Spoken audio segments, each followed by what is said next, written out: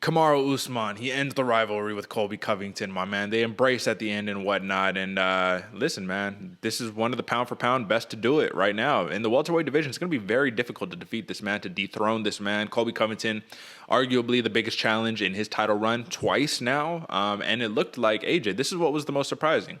I thought Colby was done after round two. He was wilting.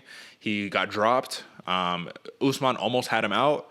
He's on the bench, or not on the bench, on the stool in his corner, looking hella deflated, man.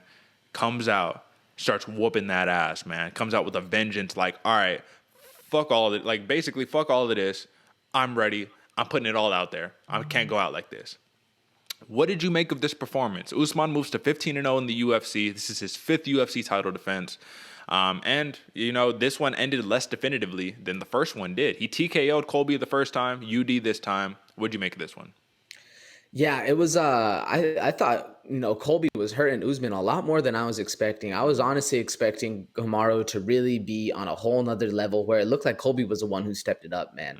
Seeing Colby actually go in there, somewhat lose the persona, kind of lost a little bit of that energy I think he had, where I think that mental game, that mental warfare really, really fuels Colby. And it was kind of, you saw him kind of wilt and not really be as impressive as it was, man. But he was stinging Kamaru, man.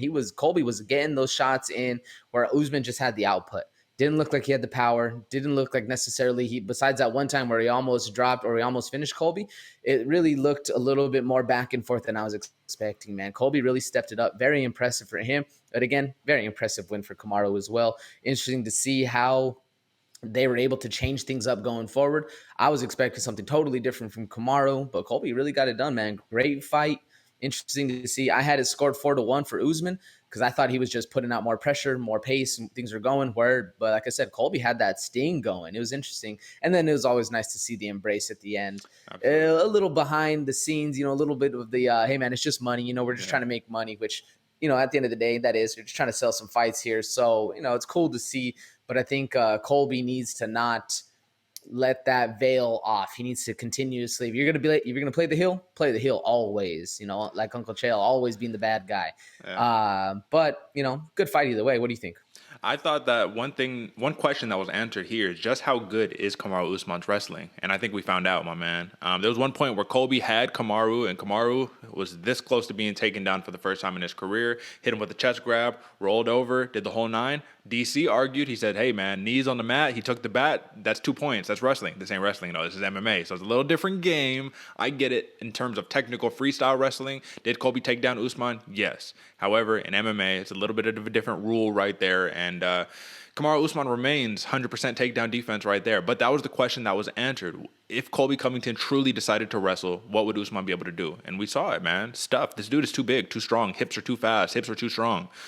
Colby Covington, in regards to what you were saying, AJ, about always playing the heel, he turned it right back on in the press conference. You know what I mean? I think for just that second, he was all like, all right, brother. Hey, listen, I was just trying to make you some money too, bro. Like, don't worry about it. You know what I mean? Like, it's all love. And they embraced it, and it was cool. And even the referee, I'm blanking on his name. He was all like, all right, man, y'all could kiss later, man. Go back to your corners, bro. What are you doing here? Let's stop this love fest over here, man. But overall, it was a really fun fight. I thought that Colby showed heart, grit, determination, and those rounds 3, 4, and 5 went from him dropping way back down to the rankings to saying, okay, man, you are clearly and definitively probably like number 3 in the division. You know what I mean? Number 2 or number 3.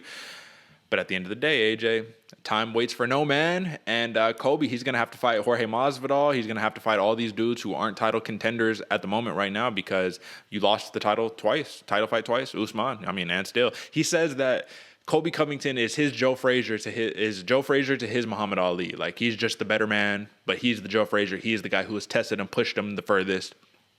That's all we can really say about that, right?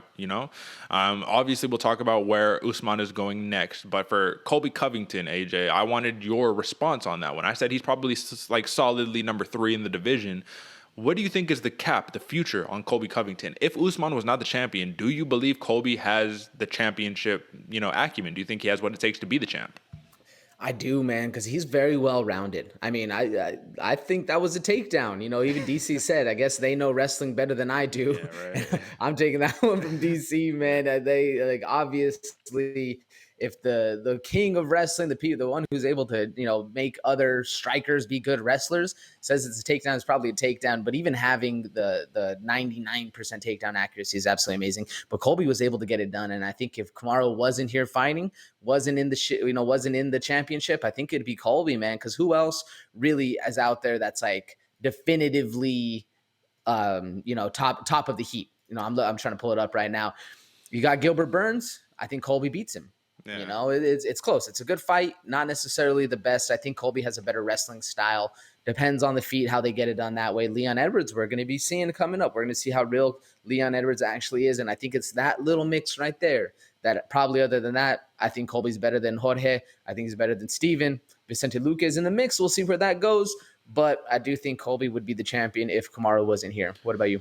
Well, I don't know if he would be the champion because I do think there's a big question mark on Vicente Luque, man. I think that man has champion written all over him right there. But I will say, for the time being, with Usman at the helm, it's going to be very tough to get the championship away from that man. Like I said, 5th title defense.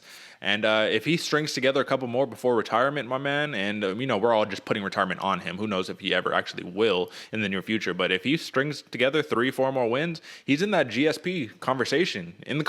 Not like he's Serpent, but he's in the conversation where it's like, okay, brother, you're legit. You're a killer. He's lapping the division at this point. You think about it, in his title run, it's 3 names. It's Colby Covington × 2, Masvidal × 2, and then who's the third one? Gilbert Burns, right? Gilbert Burns. It's not the most impressive. Don't get me wrong; these are all killers, but it's not like hit list, right? Neither here nor there. Big win for Kamaru Usman, and still there's just 2 and stills, no and news this time around. Maybe next time, we'll see what happens.